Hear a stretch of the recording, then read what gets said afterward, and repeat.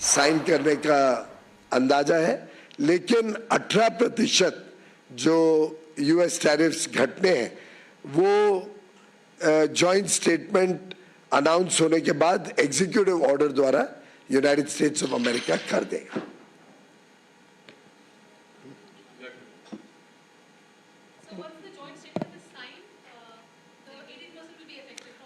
उसके 1-2 दिन बाद वो एग्जीक्यूटिव ऑर्डर बनाते हैं ना, and he has to sign an executive order.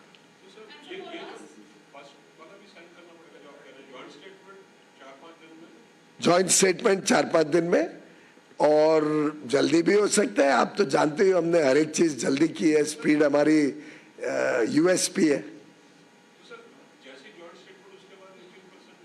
हाँ, जॉइंट स्टेटमेंट के बाद एक एग्जीक्यूटिव ऑर्डर के माध्यम से ये 18% लागू होगा।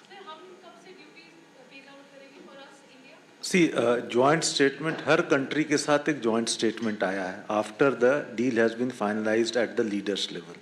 So that joint statement will come, as Honorable Minister pointed out, in next maximum 4-5 days. It can happen early, as Honorable Minister has indicated. 2, once the joint statement is there, that joint statement needs to be converted into a legal agreement. That legal agreement will come into force. We are targeting for March, mid-March, as Honorable Minister has decided. We will try to meet to those timelines. This legal agreement will give us the authority to reduce our tariffs, because on Indian side, the tariffs reduction is only after a legal agreement, because their tariffs are executive tariffs. Our tariffs are MFN tariffs. So MFN tariffs reduction only can take place after the legal agreement has been signed. So that will only happen after the legal agreement has been signed.